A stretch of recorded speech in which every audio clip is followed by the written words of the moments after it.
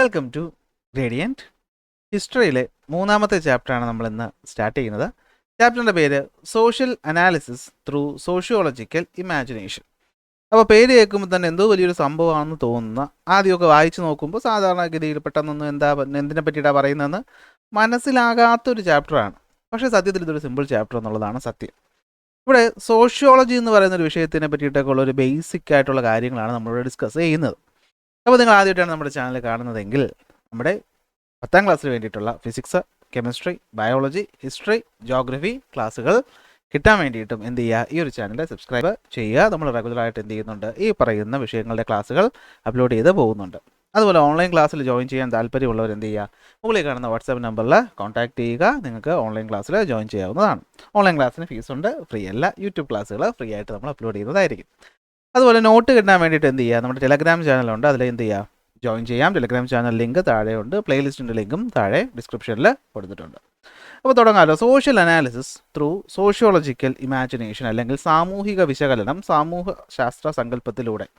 പേര് കേൾക്കുമ്പോൾ തന്നെ നമുക്ക് മനസ്സിലാവും അല്ലേ, ഹിസ്റ്ററി ആയിട്ടല്ല ബന്ധം മാറുകയാണ് അല്ലേ. കുറച്ച് പൊളിറ്റിക്സ് അല്ലെങ്കിൽ സോഷ്യോളജിയൊക്കെ ഇവിടെ എന്ത് ചെയ്യുകയാണ്, കയറി വരികയാണ് മൂന്നാമത്തെ ചാപ്റ്ററിൽ. ഒന്നാമത്തെ രണ്ടാമത്തെ ചാപ്റ്റർ കുറച്ചുകൂടി രസമായിരുന്നു അല്ലേ, ചരിത്രമായിരുന്നു പറഞ്ഞത്. നമുക്ക് കഥ പോലെ കേട്ടിരിക്കാൻ പറ്റും. ഇവിടെ കഥയൊന്നുമില്ല. കഥ ഉണ്ടോയെന്ന് ചോദിച്ചാൽ ഉണ്ട്, പക്ഷേ എന്താണ്, നമ്മൾ അവിടെ പറഞ്ഞ പോലത്തെ രസമുള്ള കഥയൊന്നും അല്ല. നമ്മൾ കുറച്ചൊക്കെ ചിന്തിക്കേണ്ട കാര്യങ്ങളാണ്. അപ്പോൾ തുടങ്ങാമല്ലോ. എന്താ സംഭവം എന്ന് വെച്ച് കഴിഞ്ഞാൽ, ചാപ്റ്റർ തുടങ്ങുന്നതിന് മുമ്പ് ഞാനിവിടെ രണ്ട് കാര്യങ്ങൾ നിങ്ങളടുത്ത് പറയാൻ പോവുകയാണ്. ഈ ഒരു ചാപ്റ്ററിൽ സത്യത്തിൽ നമ്മൾ രണ്ട് കാര്യങ്ങളെ പറ്റിയിട്ടാണ് പറയുന്നത്. ഒന്ന്, കോമൺ സെൻസ് നോളജ്. എന്തുവാണ് കോമൺ സെൻസ് നോളജ്? മറ്റൊന്ന് സോഷ്യോളജിക്കൽ ഇമാജിനേഷൻ. ഇത് രണ്ടും എന്താണെന്നുള്ളതാണ് നമ്മൾ ഈ ഒരു ചാപ്റ്റർ കൊണ്ട് പഠിക്കാനായിട്ട് ഉദ്ദേശിക്കുന്നത്. കോമൺ സെൻസ് നോളജ് എന്ന് വെച്ചാൽ, ചാപ്റ്റർ തുടങ്ങുമ്പോൾ നമ്മൾ കോമൺ രീതിയിൽ പോകുമെങ്കിൽ ഞാനൊന്ന് ഐഡിയ പറഞ്ഞു തരികയാണ്. ഇത് നമ്മളെ മനസ്സിൽ എപ്പോഴും ഉണ്ടാവണം. ഇത് തലയിൽ വെച്ചുകൊണ്ട് വേണം നമ്മൾ ഈ ഓരോ കോൺസെപ്റ്റ്, ഓരോ കഥയും അല്ലെങ്കിൽ ഓരോ ഈ പറയുന്ന സിനാരിയോസ് നമ്മൾ മനസ്സിലാക്കാൻ, നല്ല കാര്യം പിടി കിട്ടുള്ളൂ. അത് സംഭവം എന്താണെന്ന് വെച്ച് കഴിഞ്ഞാൽ, ഇപ്പോൾ നമ്മൾ കോമൺ സെൻസ് നോളജ് എന്ന് പറഞ്ഞു കഴിഞ്ഞാൽ ഇപ്പോൾ മലയാളത്തിൽ എന്ത് പറയും, സാമാന്യ ബോധ ജ്ഞാനം. സാമാന്യ ബോധം, കോമൺ സെൻസ്. നമ്മൾ പലപ്പോഴും ചോദിക്കുന്നത്, എനിക്ക് കോമൺ സെൻസ് ഇല്ലാണ്. എന്താണ്, നമ്മുടെ ചുറ്റുമുള്ള കാര്യങ്ങളെ നമ്മൾ കണ്ട് വിശകലനം ചെയ്ത് നമ്മുടെ ബുദ്ധിക്കകത്ത് നമ്മൾ ഉണ്ടാക്കിയെടുക്കുന്ന ഒരു സംഭവമാണ് എന്തെന്ന് പറയുന്നത് കോമൺ സെൻസ്. അപ്പോൾ നമുക്ക് ചുറ്റുമുള്ള പല പ്രശ്നങ്ങളും നമുക്ക് കോമൺ സെൻസിലൂടെ പരിഹരിക്കാനായിട്ട് പറ്റും. ഫോർ എക്സാമ്പിൾ, തീയിൽ തൊട്ടാൽ പൊള്ളും. തീയിൽ തൊട്ടാൽ കൈ പൊള്ളും, കോമൺ സെൻസാണ്. ഉയരമുള്ളവരും ബിൽഡിങ്ങിൽ നിന്ന് താഴെ ചാടിയ കാലൊടിയും, ചിലപ്പോൾ ആൾ തന്നെ തട്ടിപ്പോവും, കോമൺ സെൻസാണ് അല്ലേ. നമുക്ക് ഇപ്പോൾ വഴിയിലൊരു റോഡിലൊരു കല്ല് കിടക്കുകയാണ്. ആ കല്ലിൽ ഒരു വണ്ടി വന്ന് കയറിയാൽ വണ്ടി വീഴാൻ സാധ്യതയാണ്, നമ്മുടെ കല്ലെടുത്ത് മാറ്റുന്നു, കോമൺ സെൻസാണ്. നമുക്ക് ചുറ്റുമുള്ള എല്ലാ കാര്യങ്ങളും നമുക്ക് കോമൺ സെൻസിലൂടെ മനസ്സിലാക്കാൻ പറ്റും. പക്ഷേ പ്രശ്നം, എല്ലാ കാര്യങ്ങളുടെയും സൊല്യൂഷൻ നമുക്ക് കോമൺ സെൻസിലൂടെ മനസ്സിലാക്കിയെടുക്കാൻ പറ്റത്തില്ല. അപ്പോൾ തന്നെ നിങ്ങൾക്ക് ഇപ്പോൾ തന്നെ കൺഫ്യൂഷൻ തുടങ്ങിയിട്ടുണ്ടാകും. കോമൺ സെൻസ് എന്ന് പറഞ്ഞാൽ ഇയാൾ എന്തിനെ പറ്റിയിട്ടാണ് പറയുന്നത്? നമ്മുടെ സമൂഹത്തിൽ നടക്കുന്ന ചില കാര്യങ്ങൾ, നമ്മുടെ സൊസൈറ്റിയിൽ നടക്കുന്ന ചില കാര്യങ്ങൾ, ഈ കാര്യങ്ങൾ നമ്മൾ കോമൺ സെൻസ് മാത്രം കൊണ്ട് ചിന്തിച്ചു കഴിഞ്ഞാൽ നമുക്ക് ചിലപ്പോൾ അതിൻ്റെ ഉത്തരം കണ്ടുപിടിക്കാൻ പറ്റത്തില്ല. ഇന്നത്തെ ക്ലാസ് നമ്മൾ ഇതിനെ പറ്റിയിട്ടാണ് പഠിക്കാൻ പോകുന്നത്. അടുത്ത ക്ലാസ് നമ്മൾ എന്ത് ചെയ്യും, സോഷ്യോളജിക്കൽ ഇമാജിനേഷൻ എന്ന് വെച്ചാൽ എന്താണെന്നും, എന്ന് വെച്ചാൽ ഈ പറയുന്ന കാര്യങ്ങൾക്കൊക്കെ മറ്റെന്തോ കാരണങ്ങളുണ്ട്, ആ കാരണങ്ങൾ എന്തൊക്കെയാണെന്നും അതെങ്ങനെയാണ് ഉണ്ടാകുന്നത്, നമുക്കതിൽ പരിഹാരങ്ങൾ എങ്ങനെ കണ്ടുപിടിക്കാൻ പറ്റുമെന്നാണ് പഠിക്കാനായിട്ട് പോകുന്നത്. അപ്പോൾ ഇപ്പോൾ തന്നെ മൊത്തത്തിൽ നിങ്ങൾക്ക് കൺഫ്യൂഷൻ വന്നിട്ടുണ്ടാകുമെന്നറിയാം. അപ്പോൾ നമുക്ക് സിമ്പിളായിട്ട് നമ്മുടെ കഥയിലോട്ട് തന്നെ പോവാം. അനുവിനെ പറ്റിയിട്ടാണ് ഇവിടെ പറയുന്നത്. ഇതാ ഈ കാണുന്നതാണ് അനു. അനു അച്ഛനും കൂടെ ഒരു ദിവസം, മഴക്കാലമാണ്, മൺസൂൺ സമയമാണ്, അനു അച്ഛനും കൂടെ എവിടെ പോകുന്നു, കടയിൽ സാധനം വാങ്ങാനായിട്ട് പോകുന്നു. അനുവിൻ്റെ അച്ഛൻ എന്ന് പറയുന്നത് ഡെയിലി കൂലിപ്പണിക്ക് പോകുന്ന ഒരാളാണ്. ഞങ്ങളുടെ നാട്ടിൽ ഡെയിലി ജോലിക്ക് പോകുന്നതിന് നമ്മൾ കൂലിപ്പണിക്ക് പോകുക എന്ന് പറയുന്നത്. എന്ത് പണി വേണമല്ലോ ലാഭം. കൂലിപ്പണിക്ക് പോകുന്ന ഒരാളാണ്. മഴക്കാലമാണ്, അറിയാമല്ലോ, മഴ സമയമാകുമ്പോഴത്തേക്കും ഡെയിലി ജോലിയില്ല. അപ്പോൾ നിങ്ങളെ പലരുടെയും ചിലപ്പോൾ അച്ഛൻ അല്ലെങ്കിൽ അമ്മയോ ആരെങ്കിലുമൊക്കെ എന്തായിരിക്കും ഇങ്ങനത്തെ ജോലിക്ക് പോകുന്നവരായിരിക്കും. അപ്പോൾ നിങ്ങൾക്കറിയാം അല്ലേ, നമുക്ക് എന്നും പോയാലേ ശമ്പളം കിട്ടുള്ളൂ, അല്ലാതെ മാസം അവസാനം സർക്കാർ ജീവനക്കാരെ പോലെ ശമ്പളമൊന്നുമല്ല. അന്നൊന്ന് പോകുന്നു, അന്നൊന്ന് കൂലി വാങ്ങുന്നു. അപ്പോൾ ഒരു 5 ദിവസം പണിക്ക് പോകാൻ പറ്റില്ലെങ്കിൽ എന്ത് പറ്റും, കൈ 10 പൈസ ഉണ്ടാകത്തില്ല. അപ്പോൾ നോർമലി എന്ത് ചെയ്യേണ്ടി വരും, കടം വാങ്ങേണ്ടി വരും. അങ്ങനെ അനുവിൻ്റെ അച്ഛനും എന്ത് ചെയ്യേണ്ടി വന്നു, കടം വാങ്ങേണ്ടി വന്നു. തൊട്ടടുത്ത കടയിൽ നമ്മളിവിടെ പറ്റ് ബുക്കെന്നാണ് ഞങ്ങളുടെ നാട്ടിൽ പറയുന്നത്. പറ്റ്, അതായത് പറ്റൊന്നും പറ്റിപ്പെന്നല്ല, പറ്റ് എന്ന് വെച്ചാൽ എന്താ, സാധനം വാങ്ങുന്നു, അവിടുത്തെ കണക്ക് ബുക്കിൽ എഴുതി വയ്ക്കും എത്ര രൂപയുണ്ട് മാസം, എപ്പോഴേലൊക്കെ കാശ് കിട്ടുമ്പോൾ ഒരുമിച്ച് കൊണ്ടായിരിക്കും കൊടുക്കുന്നത്.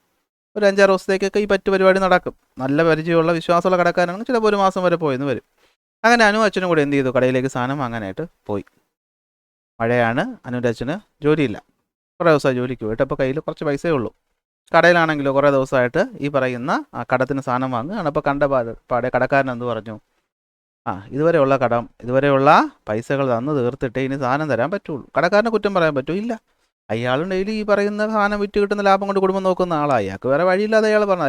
അല്ലാതെ ഇവിടെ കടക്കാരൻ വില്ലനായിട്ടൊന്നും നിങ്ങൾ വിചാരിക്കരുത്. കടക്കാരന് വേറെ ഗതിയൊന്നുമില്ല. അയാൾ പറഞ്ഞു എന്താണ്, ഇതുവരെയുള്ള പൈസ തന്ന് തീർത്ത് കഴിഞ്ഞാൽ ഇനി എന്ത് ചെയ്യാൻ പറ്റുള്ളൂ, സാധനങ്ങൾ തരാനായിട്ട് പറ്റുള്ളൂ എന്ന് പറഞ്ഞു. ആസ് യൂഷ്വൽ അനുവിനത് ഭയങ്കര വിഷമമായി. ഇപ്പോൾ നിങ്ങളുടെ അച്ഛനുമായിട്ട് നിങ്ങൾ പോകുമ്പോൾ ഇങ്ങനെ ഒരാൾ പറഞ്ഞു കഴിഞ്ഞാൽ സാധനം വാങ്ങാതെ കയ്യിലുള്ള കാശ് കടക്കാരന് കൊടുത്തിട്ട് വന്നാൽ നിങ്ങൾക്ക് വിഷമാവും അല്ലേ? അതുപോലെ അനുവിനും എന്ത് പറ്റി, വിഷമമായി. അങ്ങനെ വിഷമിച്ചിരുന്ന അനു ഇങ്ങനെ ചിന്തിക്കുകയാണ് അല്ലേ, എന്തുകൊണ്ടാണ് നമുക്കത് സംഭവിച്ചത്. അനു ഭയങ്കര വലിയൊരു പാഠം ഇവിടെ പഠിച്ചു. പൈസ എന്ന് പറയുന്നത് ഭയങ്കര ഇമ്പോർട്ടൻ്റ് ആയിട്ടുള്ളൊരു സാധനമാണ് അല്ലേ. കാശില്ലാതെ ജീവിക്കുക എന്ന് വെച്ചാൽ ബുദ്ധിമുട്ടാണ്. എന്താ അച്ഛന് നല്ല ജോലി ഇല്ലാത്തതുകൊണ്ട് എന്താണ്, കാശിന് കുറവാണ് അല്ലേ. അതാ ഇവിടെ അനു ഇന്ന് ചിന്തിക്കുകയാണ്. ഒരു പട്ടിക്കുട്ടിയും കൈ വെച്ചിട്ട് അനു എന്ത് ചെയ്യാണ്, ചിന്തിക്കുകയാണ് എന്താണ് ഇവിടുത്തെ പ്രശ്നമെന്ന് വെച്ച് കഴിഞ്ഞാൽ അല്ലേ. If we have the money my father wouldn't have borrowed or he would have repaid it on time. അല്ലെ, അച്ഛൻ്റെ പൈസ ഉണ്ടായിരുന്നെങ്കിൽ അച്ഛൻ എന്ത് ചെയ്യുമായിരുന്നു, സമയത്തിന് കൊടുക്കുമായിരുന്നു, അല്ലെങ്കിൽ തന്നെ ഈ കടം വാങ്ങേണ്ട അവസ്ഥ വരുമായിരുന്നു അല്ലേ. അപ്പോൾ പൈസയാണ് ഇവിടുത്തെ വിഷയം എന്ന് പറയുന്നത്. പൈസയില്ല, എന്തുവാണ്, പൈസയില്ല. അപ്പോൾ അനുവിൻ്റെ ഒരു പേഴ്സണൽ പ്രശ്നമാണിത് അല്ലേ. അനു വിചാരിക്കുകയാണ് എൻ്റെ ഒരു പ്രശ്നമാണ്, എൻ്റെ കുടുംബത്തിലുള്ള പ്രശ്നമാണ്, എൻ്റെ ഒരു പേഴ്സണൽ പ്രോബ്ലമാണ് എന്തെന്ന് പറയുന്നത്, ഇവിടെ ഈ പറയുന്ന പൈസ ഇല്ല എന്ന് പറയുന്ന പ്രശ്നം. ഓക്കെ, എന്താണ് the lack of availability of money is the cause of her and her families problem. Anu വിചാരിക്കുകയാണ് എന്താണ്, തൻ്റെ പ്രശ്നങ്ങളുടെ എല്ലാം കാരണം എന്താണ്, കാശില്ലാത്തത് കൊണ്ടാണ്. അനു എങ്ങനെയാണ് അത് മനസ്സിലാക്കിയത്, കാശില്ലാത്തതുകൊണ്ടാണ്. അപ്പോൾ നിങ്ങൾ ചോദിക്കും, കടയിൽ പോയിട്ട് പൈസ ഇല്ലാത്തതുകൊണ്ടല്ലേ കടക്കാരൻ സാധനം കൊടുക്കാത്തത്. അപ്പോൾ കോമൺ സെൻസ് ഉള്ള അവന് മനസ്സിലാവൂലേ അച്ഛൻ്റെ കാശില്ലാത്തതാണ് പ്രശ്നമൊന്നും. ഇനി എന്തുകൊണ്ട് അച്ഛൻ്റെ കാശില്ലാത്ത, അച്ഛന് പണിയില്ല. നമ്മുടെ നാട്ടിൽ കോമൺ സംസാരിക്കുന്ന രീതിയാണ് അല്ലെ. കൈ കാശില്ലെങ്കിൽ നമ്മൾ പറയുന്നൊരു കാര്യമാണ്, എന്താണ്, പഠിക്കാൻ വിട്ടപ്പോൾ പഠിക്കണമായിരുന്നു, എന്ത് ചെയ്യരുത്, വല്ലയിടത്തും വല്ല വാങ്ങിക്കും കല്ലെറിഞ്ഞുകൊണ്ട് നടന്നു കഴിഞ്ഞാൽ നല്ല ജോലി കിട്ടത്തില്ല, നല്ല ജോലി കിട്ടിയില്ലെങ്കിൽ കാശ് കിട്ടത്തില്ല എന്ന് കോമൺ ആയിട്ട് പറയുന്നൊരു കാര്യമാണ്. പക്ഷേ സത്യത്തിൽ പഠിക്കാത്തത് കൊണ്ട് മാത്രമായിരിക്കും അനുവിൻ്റെ അച്ഛന് നല്ലൊരു ജോലി കിട്ടാത്തത്, അല്ലെങ്കിൽ ഈ പറയുന്നവർക്ക് സാമ്പത്തിക ബുദ്ധിമുട്ടുണ്ടായത്. അതിന് പിന്നെ മറ്റു പല കാരണങ്ങളും കാണത്തില്ലേ, കാണാതിരിക്കാം. പക്ഷെ നമ്മുടെ കോമൺ സെൻസിൽ അനുവിന് തോന്നിയത്, നമുക്ക് തോന്നിയതൊക്കെ എന്ത് തന്നെയാണ്, അനുവിൻ്റെ അച്ഛന് ജോലിയില്ല, ജോലിയില്ലാത്തതുകൊണ്ട് പൈസ ഇല്ലാത്തതുകൊണ്ട് കടം വാങ്ങേണ്ടി വന്നു. അപ്പം ഞങ്ങളുടെ പ്രശ്നങ്ങളുടെ എല്ലാം കാരണം എന്താണ്, തൊഴിലില്ലായ്മയാണ്, കടമാണ്, പൈസ ഇല്ലാത്തതാണ്. അങ്ങനെ നമ്മുടെ ചുറ്റുമുള്ള പല പ്രശ്നങ്ങളും, ഞാൻ പഠിക്കുന്നില്ല, നിങ്ങൾ പലപ്പോഴും വിചാരിക്കുന്നതായിരിക്കും അല്ലേ, ഞാൻ പഠിക്കുന്നില്ല, എന്തുകൊണ്ടായിരിക്കും, എനിക്ക് എൻ്റെ പഠിക്കാനുള്ള കഴിവ് ആയതുകൊണ്ടായിരിക്കും എന്ന് വിചാരിക്കും. അല്ലെങ്കിൽ ഞാൻ മെനക്കെട്ട് പഠിക്കുന്നില്ല, ഞാൻ അധ്വാനിക്കുന്നില്ല, അതുകൊണ്ടായിരിക്കും. അതുപോലെ നമ്മുടെ ചുറ്റിലുള്ള പല പ്രശ്നങ്ങൾ, ഇതിൻ്റെ കാരണം എന്ത് എന്ന് നമ്മൾ ചിന്തിക്കുമ്പോൾ നമ്മൾ എത്തുന്ന ഉത്തരവെന്ന് പറയുന്നത് അത് നമ്മളെ തന്നെ കുറ്റപ്പെടുത്തുന്ന രീതിയിലായിരിക്കും പലപ്പോഴും. ഇങ്ങനെ നമ്മുടെ ചുറ്റുമുള്ള കാര്യങ്ങളെ നമ്മൾ എന്ത് ചെയ്യുന്നു, വിശകലനം ചെയ്ത് നമ്മൾ മനസ്സിലാക്കിയെടുക്കുന്ന അറിവിനെ നമ്മൾ വിളിക്കുന്ന പേരാണ് കോമൺ സെൻസ് നോളജ്. എന്തുവാണ് കോമൺ സെൻസ് നോളജ്? നോക്കിയോ, ടു അണ്ടർസ്റ്റാൻഡ് പേഴ്സണൽ പ്രോബ്ലംസ്, നമ്മുടെ പേഴ്സണൽ ആയിട്ടുള്ള പ്രശ്നങ്ങൾ മനസ്സിലാക്കാൻ നമ്മൾ എന്ത് ചെയ്യുന്നു, many people relay on superficial reasons. എന്ന് വെച്ചാൽ സർഫസിൽ കാണുന്ന കാര്യങ്ങൾ, മുന്നേ നേരിട്ട് കാണുന്ന കാര്യങ്ങൾ, അതിന് പുറകിലോട്ട് നമ്മൾ കടന്നൊന്നും ചിന്തിക്കത്തില്ല. ഫോർ എക്സാമ്പിൾ, ഇപ്പോൾ അനുവിൻ്റെ അച്ഛൻ ചിലപ്പോൾ പഠിക്കാൻ നല്ല കഴിവുള്ള ആളായിരിക്കും, പക്ഷേ വീട്ടിലെന്താണ്, സുഖമില്ലാതായി കാണും. പണ്ടത്തെ കാലമാണ് അല്ലേ, അച്ഛനും അമ്മയ്ക്കൊക്കെ സുഖമില്ലാതായ മക്കൾ എന്ത് ചെയ്യും, പഠിത്തം നിർത്തിയിട്ട് കിട്ടുന്ന പണിക്ക് പോകും. കാരണം അന്നുള്ള ഭക്ഷണം വാങ്ങാനുള്ള വഴി എന്ന് പറയുന്നത് എന്താണ്, പണിക്ക് പോയി കാശുണ്ടാക്കുക എന്നുള്ളതാണ്. അപ്പോൾ പഠിക്കാൻ നിൽക്കാതെ അങ്ങനെ പോയി ഒരുപാട് പേര് നമുക്ക് തന്നെ നമ്മുടെ ചുറ്റും തന്നെ കാണും അല്ലേ. ചിലപ്പോൾ അതുകൊണ്ടായിരിക്കാം ഇയാൾക്ക് നല്ലൊരു ജോലി കിട്ടാത്തത്. അപ്പോൾ അത് അയാളുടെ കുറ്റമാണോ? അല്ല അല്ലേ, അത് ആ സമൂഹത്തിൻ്റെ കുഴപ്പമാണ് അല്ലേ. അവിടുത്തെ സർക്കാർ ഫ്രീ ആയിട്ട് ചികിത്സ കൊടുക്കുമായിരുന്നെങ്കിൽ, അവിടുത്തെ സർക്കാർ എന്ത് ചെയ്യുമായിരുന്നെങ്കിൽ, റേഷൻ കൊടുക്കുമായിരുന്നെങ്കിൽ, ചിലപ്പോൾ ഈ പറയുന്ന ആൾക്ക് പഠിക്കാനൊരു അവസരം കിട്ടിയേനെ, ഈ പറയുന്ന ജോലി എടുക്കേണ്ട ആവശ്യം കുട്ടിപ്രായത്തിലേ ഉണ്ടാവത്തില്ല, പഠിച്ച് നല്ലൊരു ജോലി വാങ്ങാൻ പറ്റുമായിരുന്നു. അപ്പോൾ അത് അയാളുടെ മാത്രം തെറ്റാണോ? അല്ല. അയാൾ ജോലിക്ക് പോകാത്തതുകൊണ്ടാണോ? അല്ല. അത് ആ സമൂഹത്തിലുണ്ടായ പ്രശ്നമല്ലേ. മഴ കാരണം ജോലിക്ക് പോകാൻ പറ്റിയില്ല, അവിടെ നല്ലൊരു ഫാക്ടറിയോ നല്ല ഏതെങ്കിലും ഒരു സ്ഥാപനമോ ഉണ്ടായിരുന്നു, ആ സ്ഥാപനം ആ നാട്ടിലുള്ള ആൾക്കാർക്ക് തൊഴിൽ കൊടുക്കുമായിരുന്നെങ്കിൽ ഈ പറയുന്ന അനുവിൻ്റെ അച്ഛനും അവിടെ ജോലിക്ക് പോകാൻ പറ്റത്തില്ലായിരുന്നു. അപ്പോൾ അവിടെ ജോബ് ഓപ്പർച്യൂണിറ്റികളുടെ കുറവ് കാരണമല്ലേ അത് സംഭവിച്ചത്. എന്നാൽ അങ്ങനെ കടന്നുവിടെ അനു ചിന്തിച്ചോ? ഇല്ല. അനു ഒറ്റ ചിന്തിച്ചോളൂ, അച്ഛൻ്റെ പൈസ ഇല്ലാത്തതുകൊണ്ട് പറ്റിയില്ല, അച്ഛൻ നേരെ പണിക്ക് പോകാത്തതുകൊണ്ട്, പണ്ട് പഠിക്കാത്തതുകൊണ്ടൊക്കെ ആയിരിക്കും എന്തായാലും സംഭവിച്ചതെന്ന് അനു ചിന്തിച്ചിട്ടുണ്ടാവും. അങ്ങനെ ചുറ്റും ജസ്റ്റ് കാണുന്ന കാര്യങ്ങളെപ്പറ്റി അധികം ചിന്തിക്കാതെ നമ്മൾ എന്ത് ചെയ്യും, തീരുമാനങ്ങൾ എടുക്കും. Individual try to understand the reason for their problem based on their previous experiences. മുന്നേ ആർക്കെങ്കിലും വന്ന എക്സ്പീരിയൻസസ് കണ്ട് നമ്മൾ എന്ത് ചെയ്യും, ഇതായിരിക്കും അതിൻ്റെ കാരണമെന്ന് നമ്മൾ അങ്ങോട്ട് മനസ്സിലാക്കി വയ്ക്കും. Okay, other understand the causes of their problem through the information they gather from interaction with others and their experiences. അല്ലേ, ചുറ്റുമുള്ള ആൾക്കാരുടെ എക്സ്പീരിയൻസസ്, തൊട്ടടുത്ത വീട്ടിൽ നടന്ന കാര്യം, അങ്ങനെയാണെങ്കിൽ അവിടെ അതുകൊണ്ട് നടന്നെങ്കിൽ ഇവിടെ അതുകൊണ്ട് ആയിരിക്കാം എന്ന് എന്ത് ചെയ്യും, ചിന്തിക്കും. പക്ഷെ ഓരോ വ്യക്തിയുടെയും പ്രശ്നം എന്തായിരിക്കും, ഡിഫറൻ്റ് ആയിരിക്കും. അതിനെല്ലാത്തിൻ്റെ കാരണം ഒന്നായിരിക്കണമെന്നുണ്ടോ? ഇല്ല. Individual problems are generally analysis using the knowledge and practices acquired through the process of socialization by some people. അല്ലേ, നമ്മുടെ ചുറ്റും നമ്മളിപ്പോൾ പല പ്രശ്നങ്ങൾ നമ്മൾ കാണുന്നതാണ്. നമ്മൾ ഈ ചായക്കട, ബാർബർ ഷോപ്പ്, കടയുടെ അപ്പുറത്തിരിക്കുന്ന കുറേ മാമന്മാരൊക്കെ ഇരുന്നിട്ട് എന്ത് ചെയ്യും? ആ വലിയ വിഷയങ്ങൾക്കൊക്കെ അവരുടെ അറിവ് വെച്ചിട്ട് എന്ത് ചെയ്യും? കൂടുതൽ എന്തിനു പറയണം, നമ്മുടെ സോഷ്യൽ മീഡിയ ആലോചിച്ചാൽ മതിയടാ. സോഷ്യൽ മീഡിയയിൽ ഇല്ലാത്ത സൊല്യൂഷൻസ് ഇല്ല. അല്ലേ, നിങ്ങൾ എന്ത് പ്രശ്നമായാലും സോഷ്യൽ മീഡിയ പോസ്റ്റ് ചെയ്ത് നോക്കി നോക്ക്. ഓരോരുത്തരും അവനൊക്കെ വായി തോന്നിയ അഭിപ്രായങ്ങൾ എന്ത് ചെയ്യും? പറയും. ഈ വായി തോന്നിയ അഭിപ്രായങ്ങൾ പറയുന്നതിനാണ് സത്യത്തിൽ എന്തെന്ന് പറയുന്നത്? ഒരു പരിധി വരെ നമുക്ക് സോഷ്യലൈസേഷനിൽ കൂടെ കിട്ടുന്ന അറിവെന്ന് പറയുന്നു. അല്ലേ, ഇപ്പോൾ യൂട്യൂബിലും വാട്സാപ്പിലും ഒക്കെ കുറേ കാര്യങ്ങൾ അങ്ങ് രാവിലെ വരികയാണ്. ആർക്കാൽ ചുമ്മാ ഇരുന്ന് അങ്ങ് പടച്ചു വിടുകയാണ്. ഓരോ എക്സാമ്പിൾ, ഇപ്പോൾ അസുഖം വന്നു കഴിഞ്ഞാൽ ഇന്നത് കഴിച്ചാൽ ഇന്ന അസുഖം മാറും, അല്ലെങ്കിൽ ഇന്ന മരുന്ന് കഴിച്ചാൽ ഇന്ന പ്രശ്നം വരും. ഇതൊക്കെ വല്ല മനസ്സിലാക്കിയിട്ടാണോ എന്ന് ചോദിച്ചാൽ അറിയത്തില്ല. കണ്ണിൽ കാണുന്ന കാര്യങ്ങളൊക്കെ എന്ത് ചെയ്യും? അങ്ങ് പടച്ചു വിടും. അങ്ങനെ നമ്മുടെ കണ്ണിൽ കാണുന്ന കാര്യങ്ങളെപ്പറ്റി നമ്മൾ പറഞ്ഞാൽ, അല്ലെങ്കിൽ നമുക്ക് ചുറ്റും നടക്കുന്ന കാര്യങ്ങളെപ്പറ്റി നമുക്ക് കിട്ടുന്ന എക്സ്പീരിയൻസസ് വെച്ച് നമ്മൾ കൺക്ലൂഷനുകളിൽ എത്തുമ്പോൾ അതിനെയാണ് നമ്മൾ കോമൺ സെൻസ് നോളജ് എന്ന് പറയുന്നത്. എന്തെന്ന് പറയുന്നത്? കോമൺ സെൻസ് നോളജ് എന്ന് പറയുന്നു. ഓക്കെ ആണോ? അപ്പോൾ എന്താ സംഭവം എന്ന് വെച്ച് കഴിഞ്ഞാൽ, നോക്കിയേ, അനു അവരുടെ ജീവിതത്തിൽ ഫേസ് ചെയ്ത പ്രോബ്ലംസ് ടെക്സ്റ്റ് ബുക്ക് ചോദിച്ചിട്ടുണ്ട്. ഞാൻ അതിൻ്റെ ഉത്തരവ് തന്നേക്കുകയാണ്. ഒന്ന് എന്താണ്? ഇവിടെ കണ്ടോ, ടെക്സ്റ്റ് ബുക്ക് കണ്ടോ, ഇവിടെ കിടപ്പുണ്ട് ഈ കാര്യം കണ്ടോ.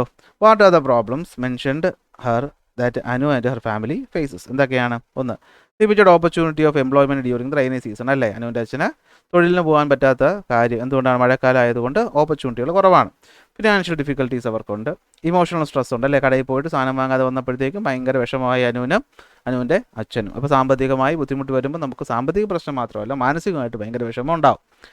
Early awareness of monies value, അത് അനു പഠിച്ച പാഠമാണ് ഇവിടെ. അല്ലേ, പൈസയുടെ വാല്യൂ അനു എന്ത് ചെയ്തു? മനസ്സിലായി. അപ്പോൾ അനു എന്ത് ചെയ്തു? കൺക്ലൂഷനിലെത്തി.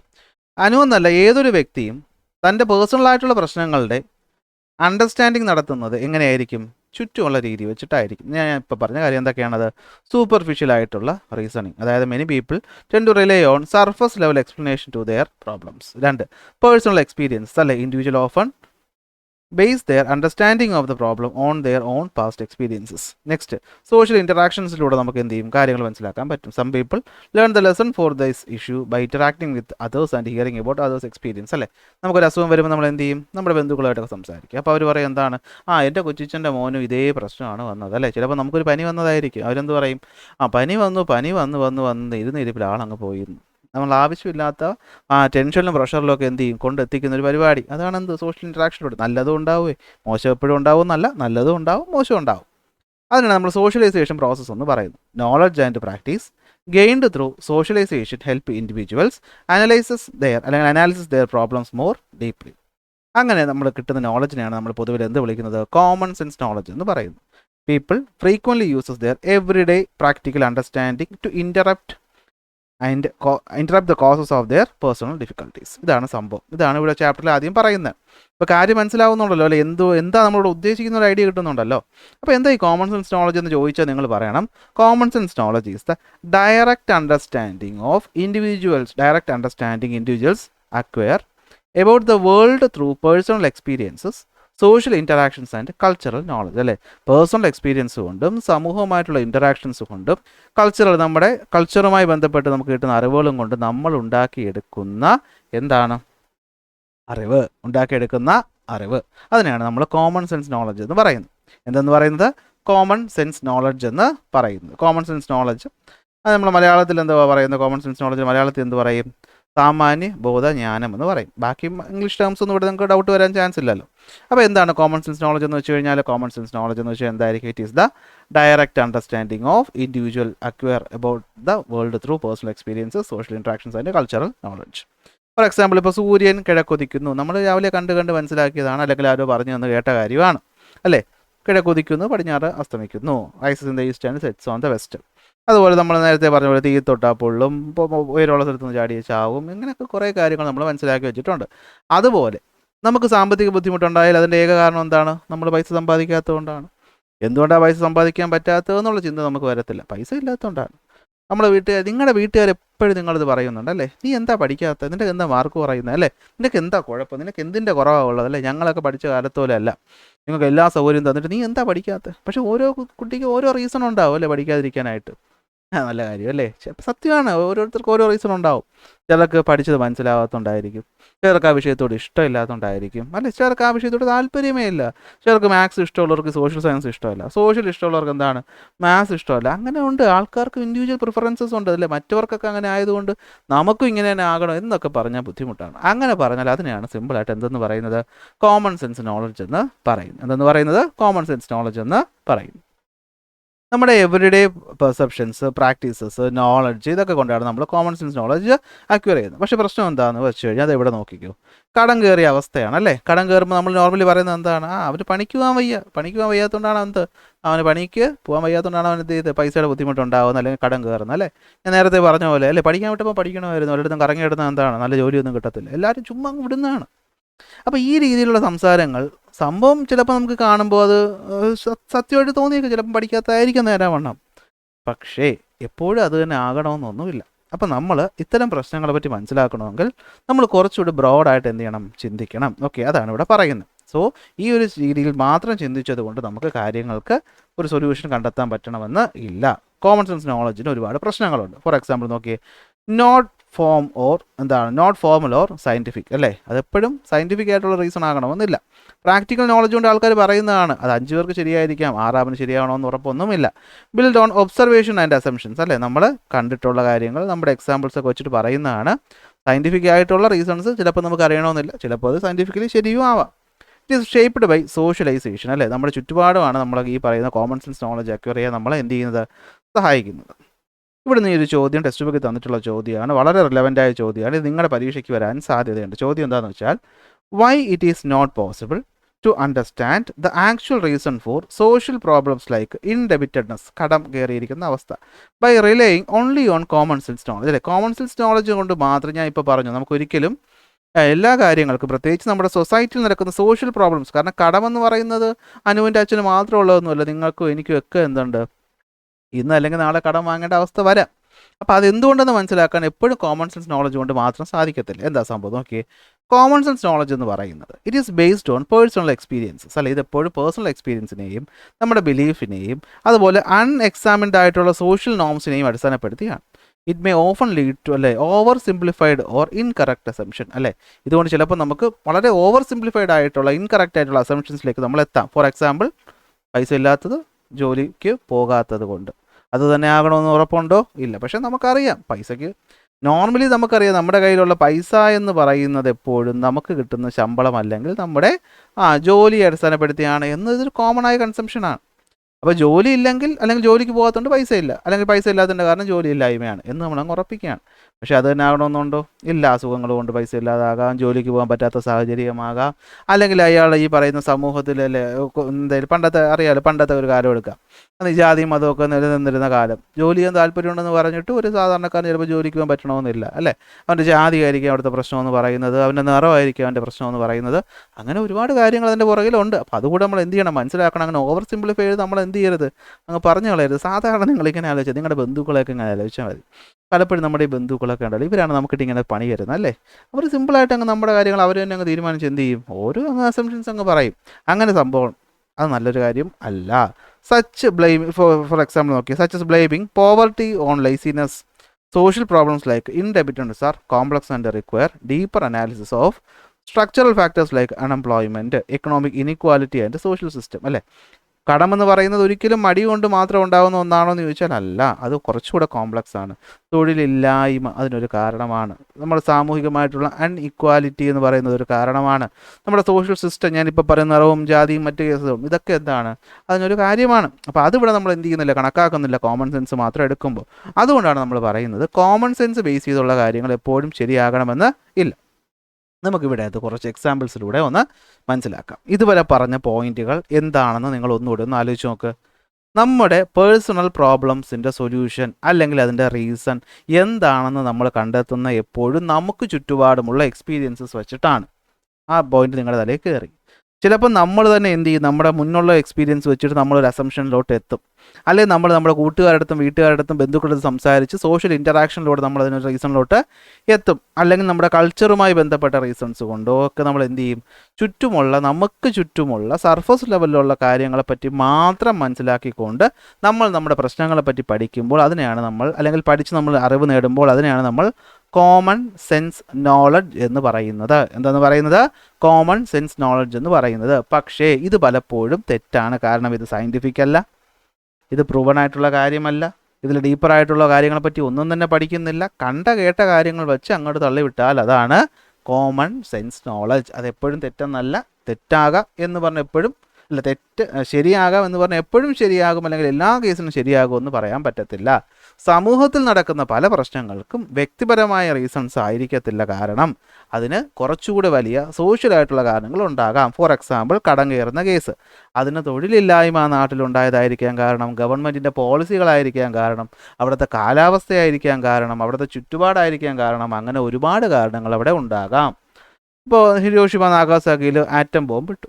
ആറ്റം ബോംബ് ഇട്ടത് കാരണം അംഗവൈകല്യങ്ങളുള്ള ആൾക്കാർ അവിടെ ജനിച്ചു. അംഗവൈകല്യമുള്ള ഒരാൾക്ക് നല്ലൊരു തൊഴിൽ കിട്ടാതായി. അപ്പോൾ അയാൾക്ക് തൊഴിൽ കിട്ടാത്തത് അയാൾക്ക് അംഗവൈകല്യം ഉള്ളത് കൊണ്ട് അല്ലെങ്കിൽ അങ്ങനെ ജനിച്ചത് കൊണ്ട് എന്ന് പറഞ്ഞാൽ പറ്റുമോ? ഇല്ല. കാരണം എന്താ? മുമ്പ് നടന്ന യുദ്ധവും അപ്പം മുമ്പ് ആ രാജ്യം ഭരിച്ചിരുന്ന ആൾക്കാരും അവരുടെ നയങ്ങളും ഒക്കെ അവിടെ എന്താണ്, ഫാക്ടേഴ്സായിട്ട് വരുന്നുണ്ടല്ലോ. ഇതാണ് സംഭവം.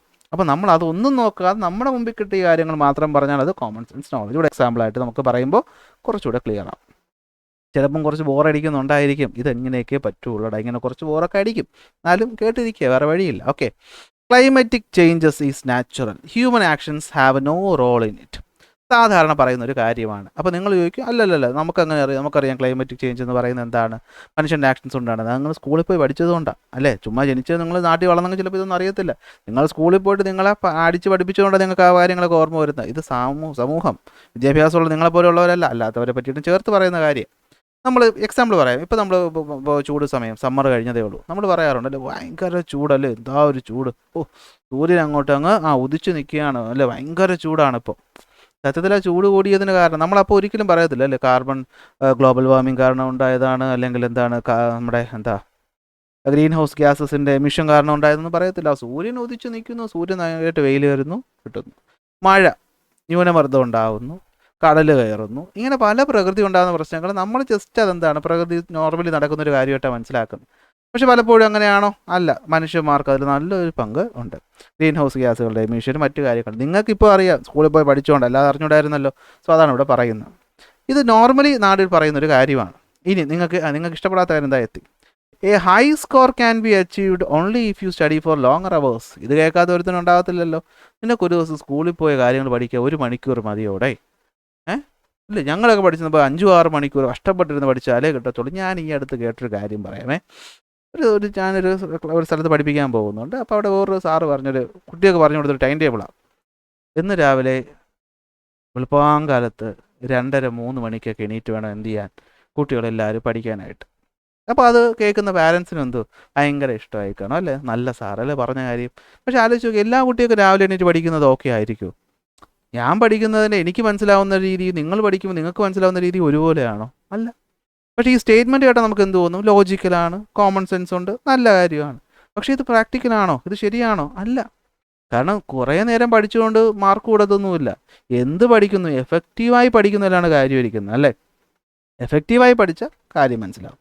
അല്ലാതെ ചുമ്മാ ബുക്കും തുറന്നു വെച്ച് 1 മണിക്കൂർ ഇരുന്ന് വല്ലതും എന്തെങ്കിലും ആലോചിച്ചുകൊണ്ടിരുന്നാൽ കാണുന്നവർക്ക് തോന്നും കുറേ നേരം പഠിക്കുകയാണെന്ന്, പക്ഷേ റിസൾട്ട് ഉണ്ടാകത്തില്ല. അപ്പോൾ ഇത് മറ്റൊരു എക്സാമ്പിൾ. നോർമലി പറയുന്ന കോമൺ സെൻസ് വെച്ച് നോക്കുമ്പോൾ ഇത് ശരിയാണ് അല്ലേ, കൂടുതൽ നേരം പഠിച്ചാൽ കൂടുതൽ മാർക്ക് കിട്ടും. പക്ഷേ അത് ശരിയാണോ എന്ന് ചോദിച്ചാൽ അല്ല. പഠിക്കുന്നത് ഡിപ്പെൻഡ് ചെയ്യുന്ന ഓരോ വ്യക്തികളെയുമാണ്. അടുത്ത്, നിങ്ങൾ ഏതാണ്ട് 10-15 വയസ്സായി കാണുമല്ലോ അല്ലേ, നിങ്ങളെല്ലാവരും കേൾക്കുന്നതാണ് അല്ലേ. Teenagers are always rebellious and irresponsible. നിങ്ങൾക്കൊന്നും ഒരു റെസ്പോൺസിബിലിറ്റി ഇല്ല, നിങ്ങളൊക്കെ എന്താണ്, താന്തോന്നികളാണ്, തല്ലുകൊള്ളികളാണ് അല്ലേ. ഇപ്പോഴാണെങ്കിൽ പുതിയൊരു സാധനം കൂടെ വന്നിട്ടുണ്ട്, കഞ്ചാവൊക്കെ അടിച്ച് നടക്കുന്നവരാണ്. എല്ലാവരും അങ്ങനെയാണോ? അല്ല. പക്ഷേ പൊതുവിൽ അങ്ങനെ പറയും. വേറൊരു എക്സാമ്പിൾ ഞാൻ പറയാം. നമ്മൾ ഈ ഡ്യൂക്ക്, RC പോലെയുള്ള വണ്ടികൾ അല്ലേ, റോഡിൽ ഓടിക്കുന്ന സാധനങ്ങളാണ്. ഈ വണ്ടി കണ്ടാൽ തന്നെ കുറേ അമ്മമാരെന്ത് ചെയ്യും, പറയും. ചിലപ്പോൾ അവൻ മര്യാദയ്ക്ക് ഓടിച്ചുകൊണ്ട് പോയതായിരിക്കും, ഏതെങ്കിലും കിളവന്മാരോ അല്ലെങ്കിൽ മറ്റേ ആൾക്കാരോ കൊണ്ടുവന്ന് തട്ടിക്കൊടുത്തായിരിക്കും. പക്ഷേ എന്താണ്, കാണുന്നവന്മാർ മൊത്തം കണ്ണും പൊട്ടി ആരെ പറയും, ഈ വണ്ടി ഓടിച്ചുകൊണ്ട് വന്ന് തന്നെ പറയും. കാരണം ഇത് കാണുമ്പോൾ തന്നെ അറിയാവുന്നതാണ്, യുവ സ്പീഡിൽ വന്നതാണ്, യുവമാർക്കൊന്നൊരു ഉത്തരവാദിത്വം ഇല്ല. ശരിയാണോ? അല്ല. അതാണ് ഇവിടെ പറയുന്നത്. കാണുമ്പോൾ കോമൺ സെൻസിലൂടെ കിട്ടുന്ന കാര്യങ്ങൾ എപ്പോഴും ശരിയാകണമെന്ന് ഇല്ല. Eating till you are full is good for health. ഇതൊക്കെ ടെക്സ്റ്റ് ബുക്കിൽ എക്സാമ്പിൾ തന്നുകൊണ്ടാണ് ഞാൻ ഈ പറയുന്നത്. ഇതൊന്നും പറഞ്ഞതിൽ നിങ്ങൾക്ക് അറിയാവുന്ന കാര്യമാണ് അല്ലേ. വയറ് നിറച്ച് ഭക്ഷണം കഴിക്കുന്നത് നല്ലൊരു കാര്യമാണ്. സാധാരണ ഇത് അമ്മമാരുടെ ലോജിക്കാണ് അല്ലേ. വയറ് നിറച്ച് ഭക്ഷണം കഴിച്ചാൽ അത് നല്ലൊരു കാര്യമാണ്. പക്ഷേ എന്ന് പക്ഷേ ശരിയാണോ? അല്ല. ഈ ചോറും ചമ്മന്തിയും കറിയും ഇതൊക്കെ കൂടി അടിച്ച് കയറ്റിയെന്ന് വെച്ചാൽ വല്ല കാര്യമുണ്ട്. കാർബോഹൈഡ്രേറ്റാണ്, വണ്ണം കൂടും അല്ലേ. വണ്ണം കൂടും, അവസാനം വല്ല ഷുഗറും പ്രഷറും ഒക്കെ അസുഖവും വരും. സോ ന്യൂട്രീഷ്യസ് ആയിട്ടുള്ള ഭക്ഷണം കഴിക്കുക എന്നുള്ളതാണ് അവിടുത്തെ ലോജിക്ക്. നെക്സ്റ്റ് അതുപോലെ providing temporary shelters can solve housing problems. അപ്പോൾ ഇത് നിങ്ങൾക്ക് ചിലപ്പോൾ അത്ര കിട്ടാത്തൊരു സാധനമായിരിക്കും അല്ലേ. വീടില്ലാത്തവർക്കെല്ലാം എന്ത് ചെയ്താൽ മതി? ഒരു വാടക വീട് എടുത്ത് കൊടുത്താൽ മതി, അല്ലെങ്കിൽ ഒരു ടെമ്പററി ഷെൽട്ടർ എടുത്ത് കൊടുത്താൽ മതി, ഈ നാട്ടിൽ വീടില്ലാത്ത പ്രശ്നം തീരും എന്ന് പറഞ്ഞാൽ ശരിയാണോ? അല്ല. ഒരുത്തൻ എന്തുകൊണ്ടാണ് വീടില്ലാതായതെന്നുള്ളതിന് കാരണം ഉണ്ടാവും അല്ലേ. അവന് സാമ്പത്തിക ബുദ്ധിമുട്ടായിരിക്കാം, മറ്റെന്തെങ്കിലും കാരണമായിരിക്കാം. അതിന് പരിഹാരം കാണുകയാണ് വേണ്ടത്. അല്ലാതെ അവന് ടെമ്പററി ആയിട്ട് ഒരു കൂടാരം കെട്ടി കൊടുത്തുകൊണ്ട് കാര്യമാവോ? ഇല്ല. ഇത്തരത്തിൽ കോമൺ ആയി നമുക്ക് തോന്നുന്ന പല കാര്യങ്ങളും സത്യത്തിൽ അപ്പോൾ എന്താണ്? റോങ് ആണ്. അപ്പോൾ കോമൺ സെൻസ് നോളജ് എന്ന് പറയുന്നതിന് ഒരുപാട് എന്തുണ്ട്? ലിമിറ്റേഷൻസ് ഉണ്ട്. അതാണ് ഇവിടെ പറയുന്നത്. ഒന്ന് നോക്കി, ഫസ്റ്റ് പോയിന്റിൻ്റെ അനാലിസിസ് ആണ് പറയുന്നത്. എന്താണ് നമ്മൾ ഈ പറയുന്ന ഗ്ലോബൽ വാർമിംഗ് പോലത്തെ, അല്ലെങ്കിൽ എന്താണ് എൻവയോൺമെൻറ്റൽ ചേഞ്ചസ് എല്ലാം നാച്ചുറലി നടക്കുന്നൊരു കാര്യമാണോ? അല്ല അല്ലേ. Such common sense knowledges are often partial. അതായത് പാർഷ്യൽ മാത്രമാണ് അല്ലേ. ചൂട് കൂടുന്നുണ്ടാവാം, പക്ഷേ അത് കാലാവസ്ഥയിൽ സ്വന്തമായിട്ട് നടക്കുന്നൊന്നുമല്ല. നമ്മുടെ ആക്ടിവിറ്റീസ് അതിൻ്റെ പുറകിൽ ഉണ്ട് അല്ലേ. കൂടുതൽ പഠിച്ചു കഴിഞ്ഞാൽ മാർക്ക് കിട്ടും. ശരിയാണോ? അല്ല.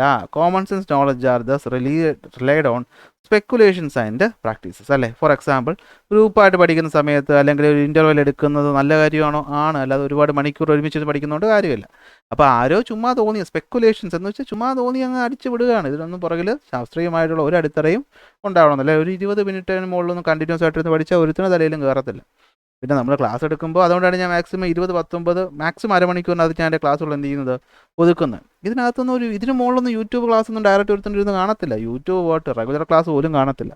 ക്ലാസ്സിൽ നിങ്ങൾക്കറിയാം ഓരോ പീരീഡുകളും മാക്സിമം എത്രയാണ്? ഒരു 3/4 മണിക്കൂറിനകത്തേക്ക് നിർത്താറുണ്ട്. ഇത് തന്നെ കാരണം. അതിനിടയ്ക്ക് ഒരു ബ്രേക്ക് വേണം, ഒരു മാറ്റം വേണം, എന്നാലേ പഠിക്കാൻ പറ്റുള്ളൂ. സോ മനസ്സിലാവുമെന്ന് വിശ്വസിക്കുന്നു. അടുത്ത് എന്തുമായിരിക്കും? ടീനേജേഴ്സ് എന്ന് പറയുന്ന ഉത്തരവാദിത്വം ഇല്ലാത്തവന്മാരാണ്. അതെന്താണ്? സ്റ്റീരിയോ ടൈപ്പ് ചെയ്യുകയാണല്ലേ. സ്റ്റീരിയോ ടൈപ്പ് നിങ്ങൾക്ക് ഇപ്പോൾ അറിയാമെന്നുള്ളൊരു വാക്കാണ്, അങ്ങനെ പുതിയ വാക്കൊന്നുമല്ല. ഇവിടെ സ്റ്റീരിയോ ടൈപ്പ് ചെയ്യുകയാണല്ലേ. യുവാക്കളെന്ന് പറഞ്ഞു കഴിഞ്ഞാൽ, ടീനേജേഴ്സ് എന്ന് പറഞ്ഞു കഴിഞ്ഞാൽ ഇവരെല്ലാവരും ഉത്തരവാദിത്വം ഇല്ലാത്തവരാണ്. അങ്ങനെയൊന്നുമല്ല. ടീനേജ് പ്രായത്തിൽ തന്നെ നല്ല ഉത്തരവാദിത്തത്തോടെ കുടുംബം നോക്കുന്നവനും നന്നായിട്ട് പഠിക്കുന്നവനും ഒക്കെ ഈ നാട്ടിൽ തന്നെ ജീവിക്കുന്നതാണ്. കാരണം ടീനേജേഴ്സ് എന്ന് പറയുന്ന ഒരു ഗ്രൂപ്പാണ്, അല്ലാതെ 1-2 ആളല്ല. അപ്പോൾ ഈ 1-2 ആളെ എക്സാമ്പിളായിട്ട് എടുത്ത് നമ്മൾ എന്ത് ചെയ്യരുത്? മൊത്തം ആൾക്കാരെ അങ്ങ് കുറ്റപ്പെടുത്തരുത്. ഇപ്പോഴത്തെ പയ്യന്മാരെല്ലാം ശരിയല്ലേ, ഇവന്മാരെല്ലാം എന്താണ് കള്ളും കഞ്ചാവുമായിട്ട് നടക്കുന്ന എന്ന് പറഞ്ഞാണോ? അല്ല. ഇതൊന്നും ഉപയോഗിക്കാത്ത നല്ല ഡീസൻ്റായിട്ട് പോകുന്ന കുട്ടികളുണ്ട് നാട്ടിൽ അല്ലേ. നമ്മൾ പക്ഷേ അങ്ങനെ നല്ല എക്സാമ്പിൾസ് ഒന്നും എടുക്കത്തില്ല. നമുക്ക് നെഗറ്റീവ് കാണാനാണ് ഇഷ്ടം. സോ അതവിടെ പറയാം. നോക്കി, common sense knowledge is often based upon stereo types അല്ലേ. സ്റ്റീരിയോ ടൈപ്പിനെ ബേസ് ചെയ്താണ് പറയുന്നത്. സ്റ്റീരിയോ ടൈപ്പിംഗ് ഒക്കെ നമ്മൾ കഴിഞ്ഞ കൊല്ലം വ്യക്തമായിട്ട് എന്ത് ചെയ്തിട്ടുണ്ടായിരുന്നു? പഠിച്ചിട്ടുണ്ടായിരുന്നു. ഇനി ഈറ്റിംഗ് ഫുള്ളിൻ്റെ എക്സാമ്പിൾ അല്ലേ. കോമൺ സെൻസ് നോളജ് എന്ന് പറയുന്നത് എന്തായിരിക്കും? സയൻറ്റിഫിക് ഒബ്സർവേഷനെ അടിസ്ഥാനപ്പെടുത്തി അല്ല. ഇതങ്ങ് തോന്നുകയാണ്. വയറെന്ന് പറയുന്നതാണല്ലോ ആഹാരം കഴിക്കുന്ന സാധനം. അപ്പോൾ അത് പറഞ്ഞാൽ ഓക്കെ ആയി എന്നൊക്കെ തോന്നുന്നത് തെറ്റാണ്. അപ്പോൾ ഇതാണ് സംഭവം എന്ന് പറയുന്നത്. നോക്കിയേ, individual problems R complex social problems cannot be understood properly using common sense knowledge. ഞാൻ പറഞ്ഞല്ലോ, ഒരാൾക്ക് വീടില്ലാത്ത ഫിനാൻഷ്യൽ ഇൻസ്റ്റെബിലിറ്റി ഉണ്ടായിരിക്കാം, അൺഎംപ്ലോയ്മെൻറ്റ് ഉണ്ടായിരിക്കാം, ടെമ്പററി ഒരു കൂടുതൽ കെട്ടിക്കൊടുത്തതുകൊണ്ട് അതിന് സൊല്യൂഷൻ ആവും ഇല്ല. അപ്പോൾ ഇത്തരത്തിൽ എല്ലാ പ്രശ്നങ്ങൾക്കും കോമൺ സെൻസ് ഉപയോഗിച്ച് സൊല്യൂഷൻ കണ്ടെത്താൻ പറ്റത്തില്ല. So there are lot of limitations for common sense knowledge. എന്തൊക്കെയാണ് ലിമിറ്റേഷൻസ് എന്ന് ചോദിച്ചാൽ നോക്കണം.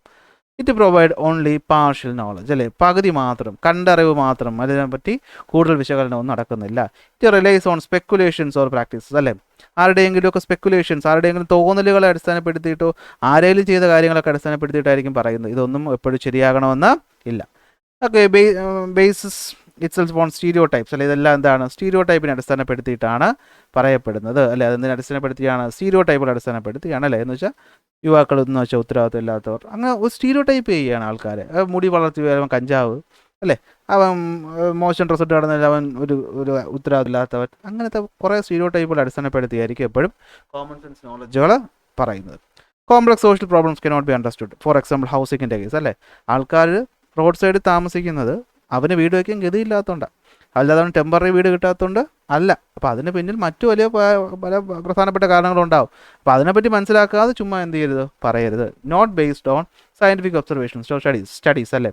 വയറ് കുറച്ച് ഭക്ഷണം കഴിച്ചാൽ ആരോഗ്യമാണ്, അല്ലെ വണ്ണം വെച്ചിരിക്കുന്നത് ആരോഗ്യമാണ് എന്ന് പറഞ്ഞാൽ ആരോഗ്യമാണോ എന്ന് ചോദിച്ചാൽ ആയിരിക്കാം. വണ്ണം വെച്ച് ആരോഗ്യമുള്ളവനുണ്ടായിരിക്കാം എന്ന് പറഞ്ഞ് മെലിഞ്ഞിരിക്കുന്നവന്മാരെല്ലാം ആരോഗ്യമില്ലാത്തവരെന്നല്ലല്ലോ. സോ അതിൻ്റെ പിന്നിൽ ഒരുപാട് ശാസ്ത്രീയമായിട്ടുള്ള കാര്യങ്ങളുണ്ട്. അപ്പോൾ അതൊക്കെ നമ്മൾ മനസ്സിലാക്കി വേണം എന്ത് ചെയ്യാൻ, എപ്പോഴും തീരുമാനങ്ങൾ എടുക്കാൻ.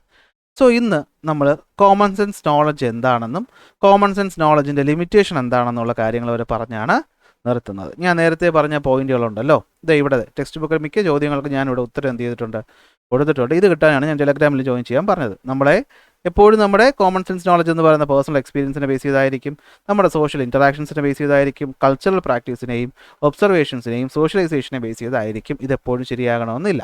നേരത്തെ പറഞ്ഞ എക്സാമ്പിൾ കണ്ടോ, climate change is natural, human actions have no role in it എന്ന് പറഞ്ഞാൽ തെറ്റാണ് അല്ലേ. എന്താണ് climate change is entirely natural എന്ന് പറയുന്നത് തെറ്റായ സ്റ്റേറ്റ്മെൻ്റ് ആണ്. എന്താ പറയുന്നത്, നമ്മൾ പ്ലാസ്റ്റിക് ബേൺ ചെയ്യുന്നത്, ഇൻഡസ്ട്രിയൽ എമിഷൻസ് നടക്കുന്നത്, ഡീഫോറസ്റ്റേഷൻ നടക്കുന്നത്, ഇതൊക്കെ എന്താണ് ഗ്ലോബൽ വാർമിങ്ങിന് കോൺട്രിബ്യൂട്ട് ചെയ്യും. സോ പലപ്പോഴും നമ്മുടെ അറിവുകളെന്ന് പറയുന്നത് പാർഷ്യലാണ്, അത് സയൻറ്റിഫിക് എവിഡൻസുകളെ ഇഗ്നോർ ചെയ്യുന്നു.